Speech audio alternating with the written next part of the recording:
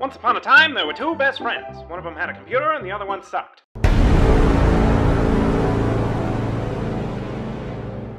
Yo! Greetings, Father boys of the Year. and girls. We return with the Dream Daddy. The fantasy father, since I still can't think of anything else that means the same thing. You've had so much time! I've had 2 days 48 hours! in which nothing has been considered except for brunch, Detective Pikachu, and Dota. Are you the guy that takes a shower and thinks back over arguments and the things you could have said? 100%! I also in the shower I actually go through arguments again. Or debates or just anything like that more accurately. What should I do? I don't know, but give her stern yet resigned side-eye. I eye the jar of pickles even more suspiciously. This better work. More than that, way more than that. So, the reason I like to go through that is because I like to see, who knows, how would that conversation have gone differently, good or bad? And try to see how that would go, which it doesn't really help because I don't actually know how they would respond to that. Well, I gotta get to class. So she basically just revealed that she drinks. Yeah. And I don't know how to deal with this. Who are we to judge? I'm just saying I don't know how to deal with this. I do. Ground her. What is our secret handshake? Well, it's secret. You're not supposed to know. But I want to. Wait, what do you mean you don't know what to do? You disown her and make her an orphan again. You've been saying this the whole time. I already did that. It's clearly not working. See, we didn't miss the thing. Barely awake, feel pretty haggard, but hopefully nobody will notice. I check my watch and I'm relieved to see that I'm only 2 minutes late. Wait, was it room 103 or 108? I spot a youth standing in his locker and approach him for help. Excuse me. Never approach the Mr. youth. Vega's classroom is. The youth are the worst. The youth turns around and looks me up and down with heavy lined eyes. Sigh. Come on, kid. I'm late for a meeting. Mr. Who? Mr. Vega? I don't know. Have you tried the exit? All right, listen. Kill him. I'm going to. I'm going to kill him. I think we should kill him. I think now we kill him. Yeah. He sent me on a wild goose chase. Low-rent Gerard Way, standing fully ready to give him a piece of my mind when suddenly a head pops out of the classroom next to his locker. Lucian, don't you have a third period to get to? Yeah, Lucian. Fine, Mr. Vega.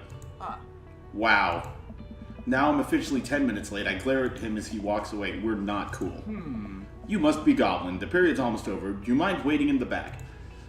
Where I belong, in the back. Wait, didn't we have a meeting 10 minutes ago? Yeah, this is him. Yeah, but why am I now waiting?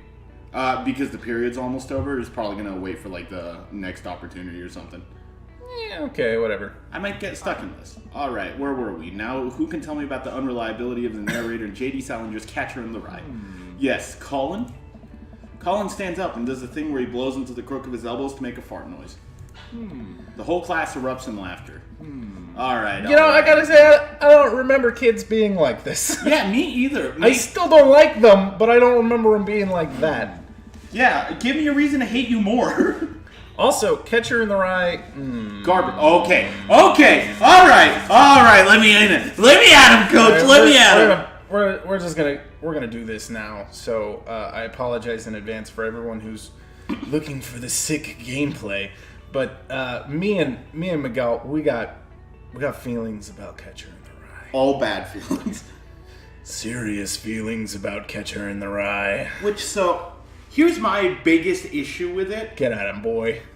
So I feel like the whole thing is, Holden Caulfield is the one calling people phonies, but he's the biggest phony of them all. That's so deep in good writing. It's not. It's lazy. It's a bad character. No one gives a shit about Holden Caulfield. And oh my god, that book is just bad. It's poorly written. J.D. Salinger. If you're dead, I'm glad you're dead for writing that book. Fuck, I hate that book. All right, now I'm going to come in with a little bit of some literary analysis, okay? All right?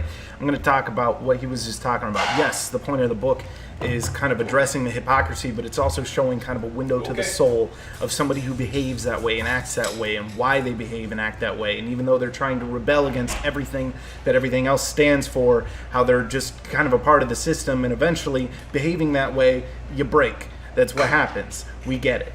All right?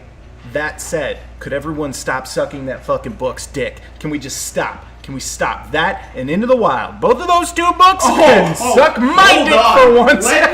Let me get at him real quick. Let me get at fucking, I don't know what his actual name is, but Alexander Supertramp. You're an idiot?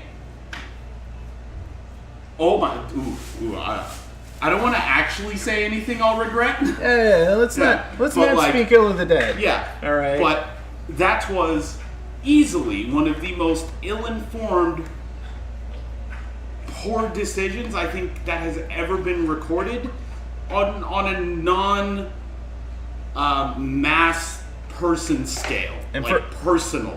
For everyone out there that wants to say, no, it's not about that, it is also, again, about rebelling against the system and how far he made it and the beauty and everything that he was willing to give up for the beauty of what he loved and believed in. I get it.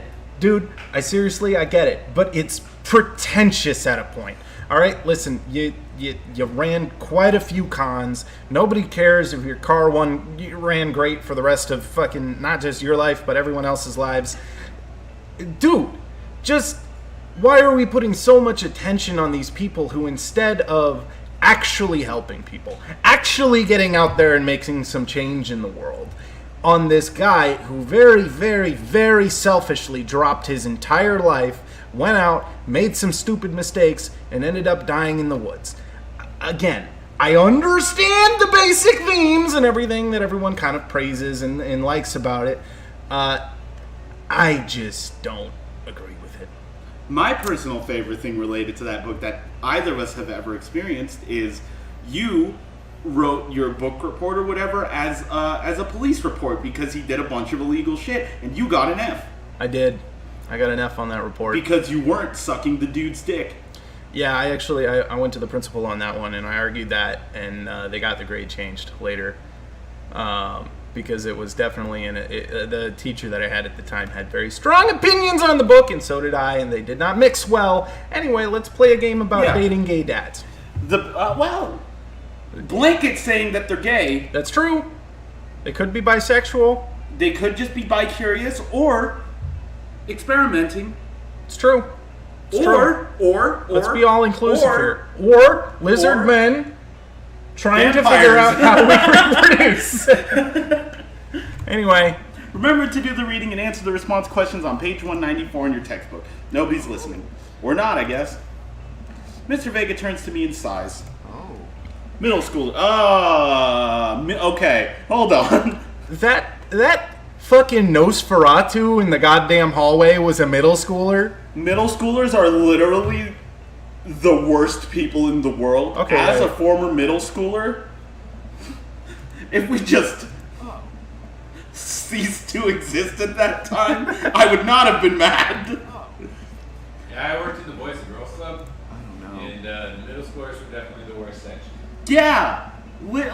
So we make a joke that like blank and blank is a toxic community. Middle schoolers are a toxic community. Amanda's never been the most engaged student, but I know she cares. Recently, though, she's been falling behind. She's not completing assignments and has been doing rather poorly on tests. I'd normally chalk this up to senioritis. I'm going to stop you right there. It's not your problem. It's not my problem. She's going back to the orphanage. Yeah. It's fine. We all gave it our best bet, but it turns out it was just a bad buy. And jeez, wait! I got the receipt, man. Now, to any of our orphan viewers out there, please clarify if you got a receipt or not. I'm just saying, this is nothing against anybody else who was adopted at any other point in their life, but like this one in particular, it's gotta at least have a 30-day rule. He's been like at least 15. They don't know that. All you gotta do is We find have the new- baby pictures. You just gotta find the new person at the orphanage. You know, He find the presents a compelling intern. argument. Find the intern. Get a receipt. These are why receipts are important. Remember, if you want to return a purchase, bring your receipt or proof of purchase. You know, we just moved. Well, we just moved recently, but it was only to the other side of town, and Amanda was more excited about it than I was. See if you can talk to her about it. I know she values you a great deal and would appreciate your guidance. If she keeps heading down this road, I know how important art school is to her, and I would hate to see her miss out on scholarship money that she clearly deserves. I'll make sure to talk to Amanda. Thanks for letting me know, Hugo. Anytime. On my way out, I stopped thinking for a moment. I turned to Hugo. Hey, Hugo. Yes? They ever catch that rye? Oh. Yes.